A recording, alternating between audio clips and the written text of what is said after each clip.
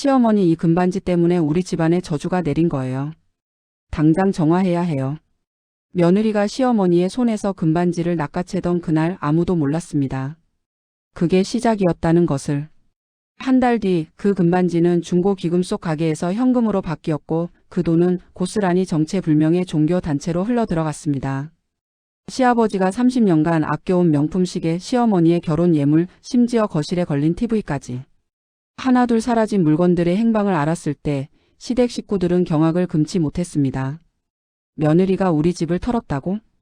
하지만 더 충격적인 건 따로 있었습니다. 아들마저 며느리 편을 들며 부모를 향해 이렇게 외쳤다는 것입니다. 부모님이 조상 대대로 쌓은 악업 때문에 우리 가정이 불행한 거예요. 헌금으로 정화해야 한다고요. 도대체 무슨 일이 있었던 걸까요? 평범했던 며느리는 어쩌다 사이비 종교에 빠져 가족을 파괴하는 괴물이 되었을까요? 그리고 그 끝은 어떻게 되었을까요? 오늘 이 영상이 도움이 되셨다면 구독과 좋아요 부탁드립니다. 여러분의 작은 관심이 더 좋은 콘텐츠를 만드는 큰 힘이 됩니다. 그럼 지금부터 한 가정을 완전히 무너뜨린 사이비 종교의 민낯을 낱낱이 파헤쳐 보겠습니다. 이야기는 3년 전으로 거슬러 올라갑니다. 서울 강남에 사는 박씨 가족. 아들 준호는 중견기업에 다니는 평범한 직장인이었고 며느리 수지는 결혼 2년 차의 신혼부부였습니다. 시댁 식구들과의 관계도 나쁘지 않았습니다. 명절 때마다 시댁에 내려가고 가끔 주말엔 함께 외식도 하는 그런 평범한 가족이었죠. 그런데 어느 날부터 수진의 말투가 달라지기 시작했습니다. 어머니, 이번 주말에 제가 다니는 곳에 한번 같이 가보시면 안 될까요? 정말 좋은 곳이에요. 어디? 교회? 아니에요. 그냥 마음의 평화를 찾는 곳이에요. 요즘 사람들 스트레스 많잖아요. 거기 가면 정말 마음이 편해진다니까요. 시어머니 김영숙 씨는 그저 며느리가 종교 생활을 시작한 줄로만 알았습니다. 사실 처음엔 좋게 봤습니다. 우리 며느리가 착하긴 하네. 요즘 젊은 사람들이 어디 종교를 믿어? 신앙심도 있고. 하지만 이상한 점은 수진이 그 단체의 이름을 절대 구체적으로 말하지 않는다는 거였습니다.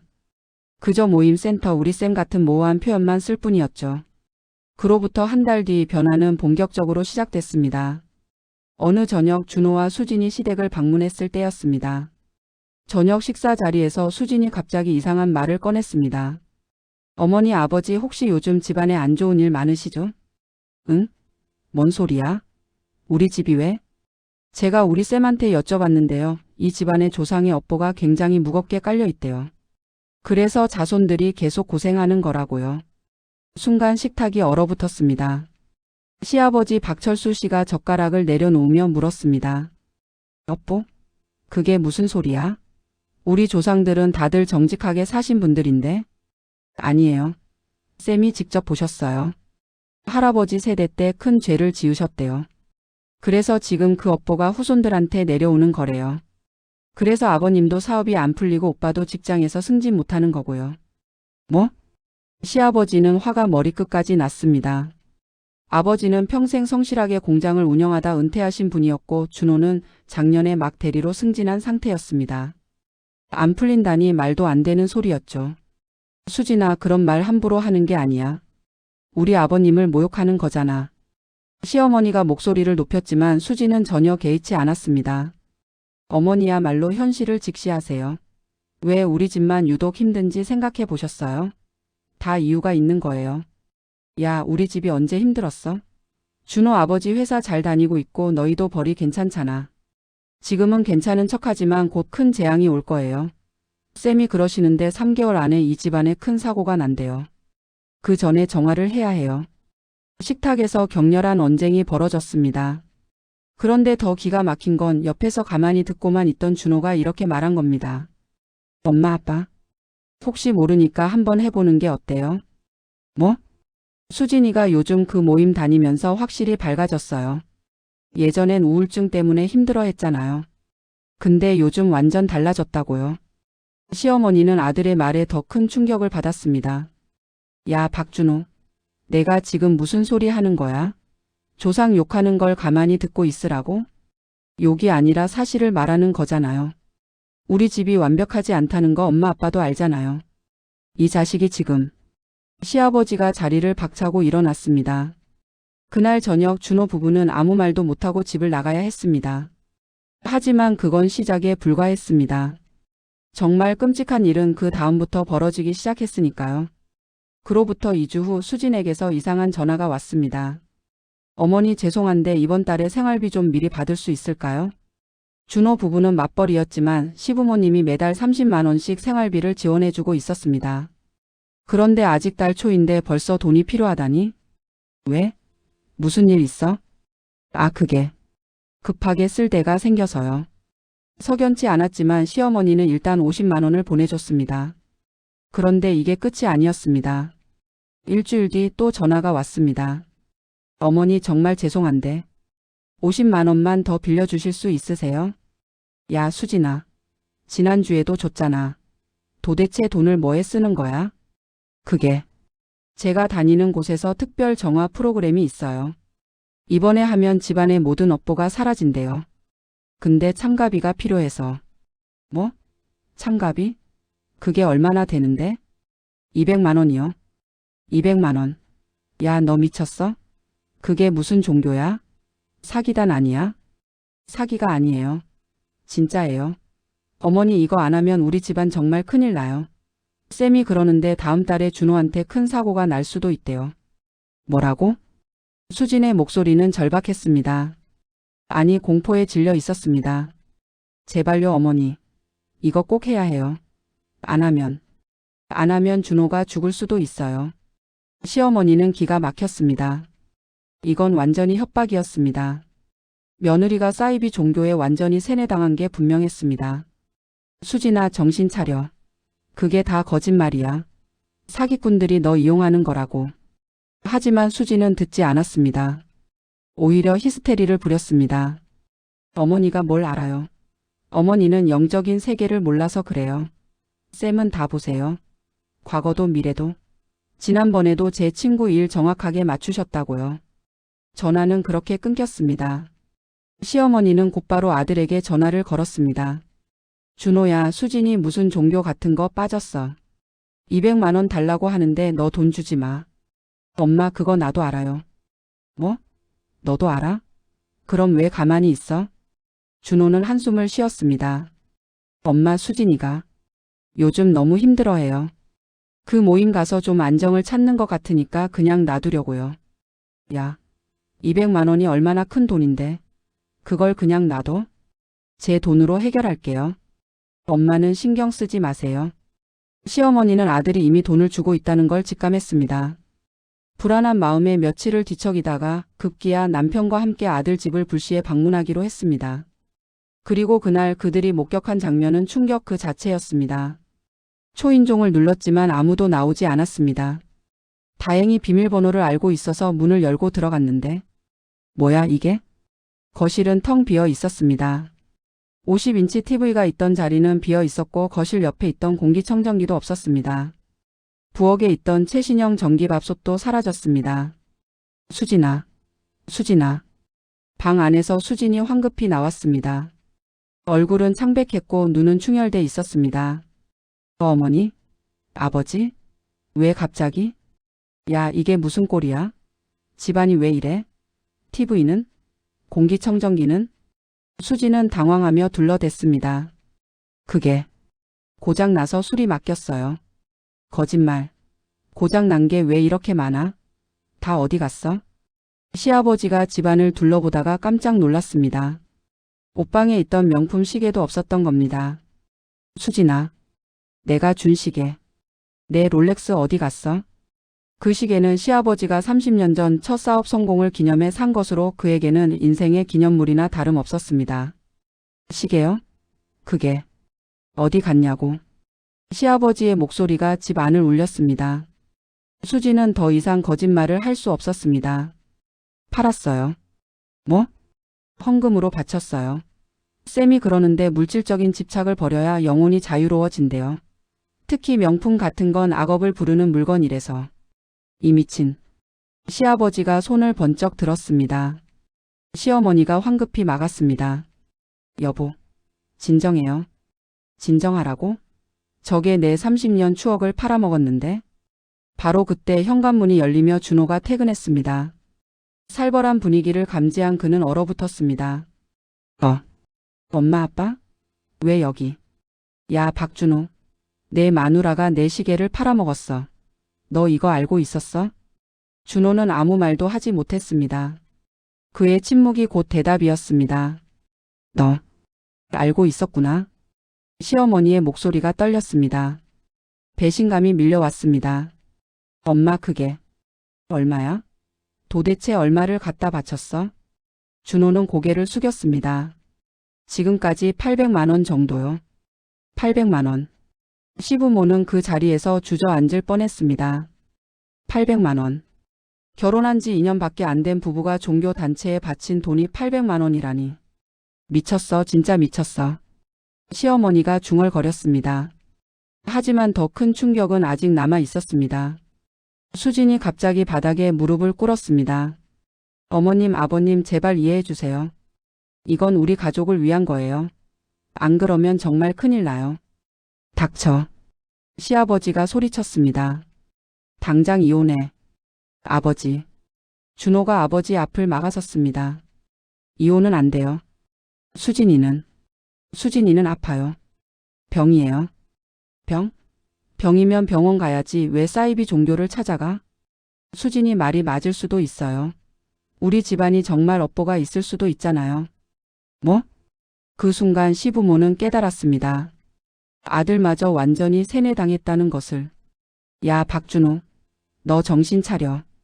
전 정신 멀쩡해요. 오히려 부모님이 현실을 부정하시는 거예요. 왜 우리 집안이 대대로 이렇게 힘든지 할아버지는 왜 일찍 돌아가셨는지 생각해 보셨어요? 이 자식이. 시아버지의 손이 다시 올라갔습니다. 하지만 준호는 피하지 않았습니다. 오히려 당당하게 아버지를 쳐다봤습니다. 때리세요.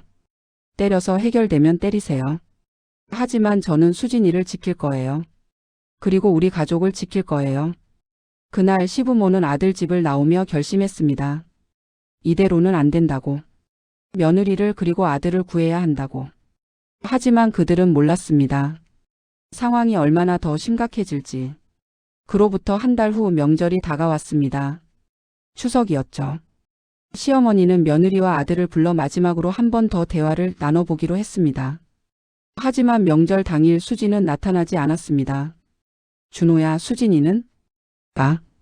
수진이는 센터에서 특별 행사가 있어서 못 온대요. 명절에? 명절에 무슨 종교 행사야? 영적으로 중요한 날이래요. 조상들이 가장 활발하게 움직이는 날이라서 정화를 해야 한대요. 시어머니는 한숨만 나왔습니다.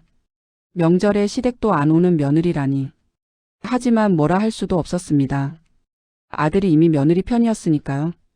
준호는 혼자 시댁에서 명절을 보낸 뒤 저녁에 돌아갔습니다. 그리고 그날 밤 시댁에서는 큰 소동이 벌어졌습니다. 시어머니가 명절 음식을 준비하려고 장롱을 열었을 때였습니다. 내 금반지가 어디 갔지? 결혼 30주년 때 남편에게 받은 금반지. 2돈짜리 순금 반지였습니다. 그날 이후로 한 번도 빼본 적이 없었는데 명절 음식 준비하느라 잠깐 벗어뒀던 게 사라진 겁니다. 여보, 내 금반지 못 봤어? 금반지? 거기 있었잖아. 없어. 분명히 이 서랍에 넣어뒀는데. 집안을 뒤졌지만 금반지는 보이지 않았습니다. 시어머니는 혹시나 싶은 마음에 다른 귀중품들을 확인했습니다. 그리고 경악했습니다. 여보, 내 목걸이도 없어. 다이아몬드 목걸이. 뭐? 시아버지가 황급히 달려왔습니다. 결혼 25주년 기념으로 준 1캐럿짜리 다이아몬드 목걸이. 시가 500만 원짜리였습니다. 이게 어떻게 된 거야? 도둑이 들었어? 문은 멀쩡한데. CCTV를 확인해 봐야겠어. 다행히 시댁 현관에는 CCTV가 설치돼 있었습니다. 급히 확인한 영상에는 충격적인 장면이 담겨 있었습니다. 명절 당일 오후 2시경. 준호가 집을 나간 지 1시간쯤 후였습니다. 현관문이 열리고 수진이 들어오는 모습이 보였습니다. 전현희. 수진은 주변을 살피며 조심스럽게 안방으로 들어갔습니다. 그리고 15분 후 손에 무언가를 꼭 쥔 채 황급히 집을 나갔습니다. 이 도둑년. 감히 시댁을 털어? 시아버지는 당장 경찰에 신고하려 했습니다. 하지만 시어머니가 막았습니다. 여보 잠깐만요. 일단 준호한테 연락해봐요. 떨리는 손으로 아들에게 전화를 걸었습니다. 준호야. 응 엄마. 왜? 수진이 지금 어디 있어? 수진이? 집에 있는데요. 거짓말. 오늘 오후에 우리 집 들어왔더라. CCTV에 다 찍혔어. 전화기 너머로 당황하는 소리가 들렸습니다. 뭐라고요? 내 금반지하고 다이아몬드 목걸이 가져갔어. 당장 수진이 바꿔. 잠시 후 수진의 목소리가 들렸습니다. 어머니. 야, 이 도둑년아. 내 반지랑 목걸이 당장 내놔. 어머니 그게 아니에요. 수진의 목소리는 떨리고 있었습니다. 그게 아니긴 뭐가 아니야. 감히 남의 집 물건을 훔쳐? 시어머니 물건을? 훔친 게 아니에요. 빌린 거예요. 빌렸어? 허락도 안 받고? 말씀드리면 안 빌려주실 거잖아요. 근데 이거 진짜 급한 일이었어요. 오늘 센터에서 특급 정화 의식이 있었는데 금이 꼭 필요하다고 해서. 뭐? 시어머니는 기를 의심했습니다. 그래서 내 금반지를 훔쳐간 거야? 그걸 그 사이비 놈들한테 갖다 바친 거야? 사이비가 아니에요. 그리고 이건 우리 가족을 위한 거예요.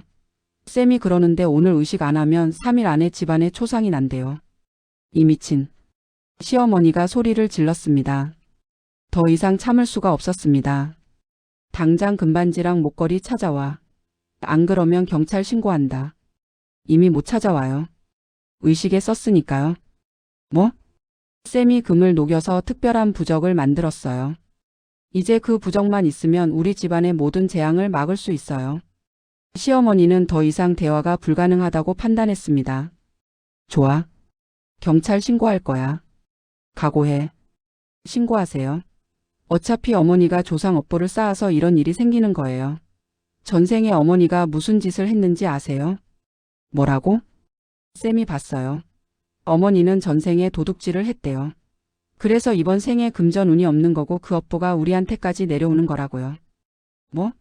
지금 이 미친년이 나보고 전생에 도둑이었다고? 시어머니는 분노로 온몸이 떨렸습니다.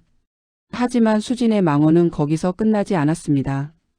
그리고 아버님도요. 아버님은 전생에 사기꾼이었대요. 그래서 이번 생에 사업이 안 풀리고 일찍 은퇴하신 거예요. 뭐? 시아버지가 전화기를 낚아챘습니다. 야, 이 미친 X야. 내가 지금 어디서 감히. 사실이에요. 쌤이 다 보셨어요. 그래서 저희 부부가 고생하는 거라고요. 부모님이 쌓은 업보 때문에. 당장 집에서 나가. 이혼각서 써. 너 같은 년은 우리 집안에 발붙이지 못해. 이혼요? 좋아요. 어차피 저는 준호 오빠만 있으면 돼요. 오빠는 절 이해해줘요. 부모님은 영적으로 깨어있지 못한 사람들이니까 이해 못하시겠죠. 너. 그때 뒤에서 준호의 목소리가 들렸습니다. 엄마 아빠. 수진이 말도 일리가 있어요. 우리 집안이 왜 이렇게 힘든지. 닥쳐. 너도 같이 나가. 너희 둘 다 내 자식 아니야. 전화는 끊겼습니다. 시부모는 그 자리에 주저앉았습니다. 여보. 우리 어쩌다 이렇게 된 거예요? 시어머니가 오열했습니다. 30년을 함께한 며느리도 아니고 고작 2년 된 며느리가 자신들의 집안을 이렇게 망쳐놓았습니다. 더구나 아들까지 완전히 세뇌당해서 부모를 버렸습니다. 당장 경찰 신고해. 전현 절도죄로 고소할 거야. 여보 그럼 준호도 공범이야. 알고도 막지 않았으니까. 시아버지는 떨리는 손으로 경찰에 신고했습니다. 하지만 경찰의 답변은 허망했습니다. 가족 간 절도는 친고죄입니다. 게다가 며느리가 비밀번호를 알고 들어갔다면 주거침입도 아니고요. 민사로 해결하셔야 할 것 같습니다. 민사? 전현이 우리 집 물건 훔쳐갔는데 민사라고요? 일단 변호사와 상담해 보시고 이혼 소송과 함께 진행하시는 게 좋을 것 같습니다. 결국 시부모는 변호사를 선임하기로 했습니다. 하지만 그 과정에서 더 충격적인 사실이 드러났습니다. 변호사와의 상담에서 시아버지는 준호의 통장 내역을 확인하게 됐습니다. 그리고 경악했죠. 이게 뭐야? 지난 1년간 준호의 계좌에서 매달 100만 원씩이 빠져나가고 있었습니다. 그것도 영적수련센터라는 곳으로. 800만 원이 아니라 1200만 원이었어. 게다가 더 충격적인 건 준호가 회사에서 받은 성과금 500만 원, 명절 상여금 300만 원까지 모두 그 단체로 송금했다는 사실이었습니다. 총 2천만 원이 넘어. 시어머니는 그 자리에서 기절할 뻔했습니다. 그로부터 2주 후 놀라운 뉴스가 터졌습니다. 속보 영적수련센터 교주 A씨 헌금 횡령 혐의로 긴급 체포. 신도들로부터 50억 원 챙겨. 고급 외제차 강남 아파트 구입. 검찰 조직적인 사기 행각 엄정 수사 예고. 뉴스가 나가자마자 시아버지는 TV 앞에 다가갔습니다. 여보, 이거 봐요. 수진이가 다니던 그 센터예요. 화면에는 수갑을 찬 채 검찰청으로 들어가는 50대 남성의 모습이 나왔습니다. 이른바 쌤이라 불리던 교주였습니다. 리포터의 목소리가 이어졌습니다.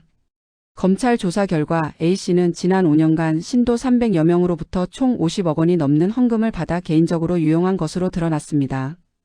A씨는 신도들에게 업보를 정화하려면 헌금이 필요하다며 금품을 요구했고 일부 신도들은 집안의 귀중품까지 팔아 헌금한 것으로 조사됐습니다. 화면이 바뀌며 피해자들의 인터뷰가 나왔습니다. 저는 7천만 원을 바쳤어요. 집까지 담보로 잡혔어요. 애들 대학 등록금까지 다 바쳤는데 이제 어떡하죠? 남편이 저 때문에 이혼 요구했어요. 제가 바보였어요. 시어머니는 화면을 보며 울음을 터뜨렸습니다. 우리 수진이도 저렇게 됐구나. 그날 저녁 시댁 문을 두드리는 소리가 들렸습니다. 문을 열자 눈이 퉁퉁 붓고 머리가 산발한 수진이 서 있었습니다. 그 뒤로 초췌한 얼굴의 준호도 보였습니다.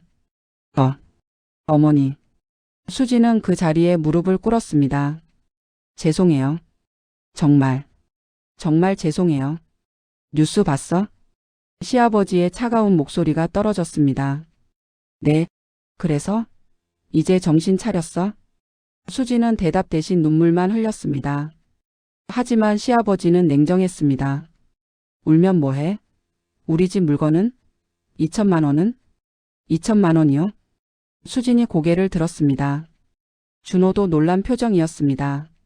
저희가 바친 게 800만 원인데. 거짓말하지 마. 변호사가 다 확인했어. 준호 내 통장에서 매달 빠져나간 돈, 성과금, 상여금까지 다 합치면 2천만 원이 넘어. 준호는 얼굴이 새하얘졌습니다. 그게 그렇게 됐어요? 너 그것도 몰랐어? 아내가 내 돈 빼가는 것도 모르고? 저는 수진이가 400만 원 정도만 바쳤다고. 순간 둘 사이에 팽팽한 긴장감이 흘렀습니다. 준호가 천천히 수진을 돌아봤습니다. 수진아, 이게 무슨 소리야? 그게, 미안해. 오빠한테 말 못했어. 400만 원이 2천만 원이 돼? 1600만 원은 어디서 나온 거야? 수진은 고개를 숙였습니다. 오빠 통장에서 조금씩 빼서. 뭐? 준호의 목소리가 떨렸습니다. 내 비밀번호를 어떻게 알았어? 오빠가 자는 동안 지문 인식으로. 이게. 준호는 뒤로 비틀거렸습니다. 자신이 믿었던 아내가 자신을 이렇게까지 속였다는 사실에 충격을 받은 겁니다. 그럼 TV도 시계도 다 내 마음대로 판 거야? 나한테 거짓말하고? 미안해. 정말 미안해. 그때는 제가 정신이 없었어. 정신이 없었다고? 그게 변명이 돼? 준호의 목소리가 점점 커졌습니다. 너 때문에 우리 부모님이 얼마나 고생하셨는지 알아? 너 때문에 내가 부모님한테 얼마나 욕을 먹었는지 알아? 알아. 다 알아. 그래서 이렇게 빌러 온 거잖아. 빌면 끝이야? 2천만 원 어떻게 갚을 건데? 수지는 아무 말도 하지 못했습니다. 시어머니가 차가운 목소리로 말했습니다. 준호야, 내 엄마 이혼해. 당장 내일 이혼 서류 써. 엄마, 이건 내가 부탁하는 게 아니야. 명령이야. 저런 여자랑 같이 살면 너도 평생 고생해. 하지만은 무슨. 너도 이제 봤잖아. 저 여자가 널 어떻게 속였는지. 준호는 입술을 깨물었습니다. 부인할 수 없는 사실이었습니다. 수진아. 응. 우리 이혼하자. 오빠. 미안해. 나도 너를 믿고 싶었어. 내 말이 맞을 수도 있다고 생각했어. 근데 아니었잖아. 다 거짓말이었잖아. 오빠, 제발. 한 번만. 한 번? 넌 나한테 몇 번을 거짓말했어? 400만 원이라며? 그게 2천만 원이었잖아. 내 성과금까지 다 빼갔잖아. 준호의 목소리에는 배신감과 분노가 가득했습니다. 그리고 제일 화나는 건 말이야. 준호는 눈물을 흘리며 말을 이었습니다. 너 때문에 내가 부모님을 욕했다는 거야. 내 부모님을, 조상님들을, 여보가 있다고. 그렇게 욕했다는 거야. 미안해. 정말 미안해. 미안하다고 용서가 돼? 넌 우리 가족을 완전히 망쳐놨어. 이혼 조정은 생각보다 빨리 진행됐습니다. 수진이 모든 것을 인정했기 때문입니다. 하지만 재산 분할과 손해배상 문제는 달랐습니다. 법정에 선 수진은 초라한 모습이었습니다. 광이 나던 눈은 흐려졌고 당당하던 목소리는 떨리고 있었습니다. 피고는 원고 및 원고 부모의 재산을 무단으로 처분하여 종교단체에 헌금한 사실을 인정합니까? 네, 인정합니다. 총액이 얼마입니까? 2,200만 원입니다. 재판부는 한숨을 쉬었습니다. 피고 측 변호인 변제 능력이 있습니까? 수진의 국선 변호인이 고개를 저었습니다. 피고는 현재 무직 상태이며 예금은 12만 원이 전부입니다. 부모님께 도움을 요청했으나 거절당한 상태입니다. 시아버지가 자리에서 벌떡 일어났습니다. 재판장님, 저 여자가 우리 집안을 완전히 망쳐놨습니다. 30년 간직한 시계 아내의 금반지 다 팔아먹었어요. 그런데 배상을 못한다니 이게 말이 됩니까? 원고 측 심정은 이해합니다만 피고에게 배상 능력이 없는 것도 사실입니다. 그럼 저희는 어떡하라는 겁니까? 그냥 당하고 살라고요? 재판부는 잠시 고민하다가 판결했습니다. 피고는 원고 측에 총 2,200만 원을 배상하되 월 30만 원씩 분할 배상하도록 명한다. 또한 원고 소유 물품 처분에 대해서는 별도로 형사 고소가 가능함을 알린다. 30만 원씩? 그럼 73개월. 6년이 넘게 걸리잖아요. 피고의 현재 상황을 고려한 판단입니다. 시아버지는 허탈하게 주저앉았습니다. 법정을 나서는 수진에게 시어머니가 다가갔습니다. 수진아. 네. 후회돼? 수진은 고개를 끄덕였습니다. 네. 너무 후회돼요. 왜 그랬어? 왜 그렇게까지 했어? 그때는 진짜인 줄 알았어요. 쌤이 하는 말이 다 맞는 것 같았고 안 하면 정말 큰일 날 것 같았어요. 큰일은 내가 만든 거야. 내 손으로. 알아요. 이제 다 알아요. 근데 너무 늦었어요. 시어머니는 한숨을 쉬었습니다. 너 이제 어떻게 살 거야? 직장도 잘렸잖아. 모르겠어요. 부모님도 절 안 만나주세요. 친구들도 다 등 돌렸고. 당연하지. 내가 걔네한테도 돈 빌리려고 했잖아. 그것도 헌금한다고. 수지는 눈물을 흘렸습니다. 어머니. 저 정말 죽고 싶어요. 죽으면 빚은 누가 갚아? 6년 동안 30만 원씩 꼬박꼬박 갚아. 그게 내가 저지른 일에 대한 최소한의 책임이야. 네. 그리고 수진아. 네. 다시는 이런 거 믿지 마. 세상에 공짜는 없어. 돈만 내면 업보가 사라진다. 그런 게 어딨어? 수지는 고개를 숙인 채 흐느꼈습니다. 그로부터 3개월 뒤 교주 A씨는 1심에서 징역 8년을 선고받았습니다. 하지만 횡령한 50억 원 중 회수된 금액은 고작 12억 원. 나머지는 이미 다 써버린 뒤였습니다. 피해자 300명 중 제대로 된 보상을 받은 사람은 단 한 명도 없었습니다. 수지는 편의점 아르바이트를 시작했습니다. 월급 180만 원. 여기서 월세 50만 원, 생활비 100만 원을 제하면 30만 원이 남았습니다. 그 돈을 매달 시댁에 입금했습니다. 준호는 재혼을 했습니다. 회사 동료였던 여성과 1년 연애 끝에 결혼했죠. 시부모는 이번엔 며느리를 더 신중하게 선택했습니다. 집안 배경, 성격, 종교관까지 꼼꼼히 확인했습니다. 어느 날 시어머니는 수진에게서 문자를 받았습니다. 어머니 이번 달 송금 완료했습니다. 벌써 18개월째네요. 앞으로 55개월 남았습니다. 끝까지 책임지겠습니다. 정말 죄송합니다. 시어머니는 문자를 보고 한숨을 쉬었습니다. 여보, 수진이 또 입금했어요. 그래.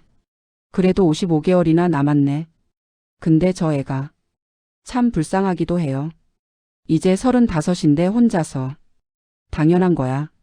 자기가 저지른 일인데. 그래도 매달 30만 원씩 꼬박꼬박 보내는 거 보면 그래도 양심은 남아있나 봐요. 시아버지는 아무 말이 없었습니다.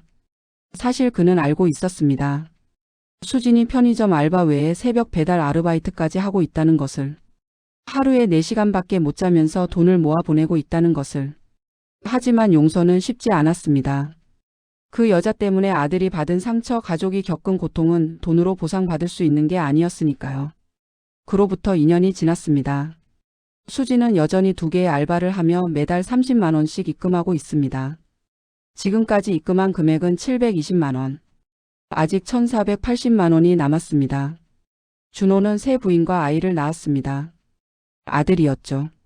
시부모는 손주를 보며 행복해했습니다. 하지만 가끔 시어머니는 생각했습니다. 만약 수진이가 그 단체를 안 만났다면 어땠을까? 수진은 원래 착한 아이였습니다. 우울증만 아니었다면, 그 사이비 종교만 안 만났다면 지금쯤 준호와 행복하게 살고 있었을지도 모릅니다. 어느 겨울날 시어머니는 동네 편의점에 들렀습니다. 그리고 그곳에서 수진을 마주쳤습니다. 어머니. 수진은 깜짝 놀라 얼어붙었습니다. 얼굴은 더 수척해졌고 손은 거칠어져 있었습니다. 여기서 일해? 네. 어색한 침묵이 흘렀습니다. 많이 힘들지? 괜찮아요. 제가 당연히 해야 할 일이니까요. 시어머니는 물건을 계산하며 말했습니다. 건강 챙겨. 아프면 일도 못하잖아. 네. 감사합니다. 그게 마지막이었습니다. 시어머니는 편의점을 나서며 뒤돌아보지 않았습니다. 하지만 그날 밤 그녀는 남편에게 말했습니다. 여보, 수진이 봤어요. 편의점에서 일하던데. 너무 수척해졌더라고요. 그래? 우리 용서해 주는 게 어떨까요? 그 애도 충분히 벌 받은 것 같아서. 시아버지는 고개를 저었습니다. 아직 1,500만 원 가까이 남았어. 다 갚을 때까지는 안 돼. 그럼 그때는요? 다 갚으면 용서해 줄 거예요? 모르겠어. 그때 가서 생각해 보자고. 시어머니는 한숨을 쉬었습니다. 사이비 종교. 그것은 한 사람의 인생을, 한 가정을 완전히 파괴했습니다. 믿음이라는 이름으로 시작된 선택이 모든 것을 앗아갔습니다. 돈도 가족도 미래도. 그리고 남은 건 후회와 빚, 그리고 돌이킬 수 없는 상처뿐이었습니다. 여러분 조심하세요. 헌금하면 복을 받는다. 돈을 바치면 업보가 사라진다. 지금 안 하면 큰 재앙이 온다. 이런 말로 접근하는 곳이 있다면 100% 사이비입니다. 진짜 종교는 돈을 강요하지 않습니다. 협박하지 않습니다. 가족을 파괴하지 않습니다. 이 영상이 누군가에게는 경각심이, 누군가에게는 위로가 되기를 바랍니다. 이 영상이 도움이 되셨다면 구독과 좋아요, 알림 설정까지 부탁드립니다. 여러분의 작은 관심이 더 많은 분들에게 도움이 되는 콘텐츠를 만드는 힘이 됩니다. 긴 영상 시청해 주셔서 감사합니다. 다음 영상에서 또 만나요.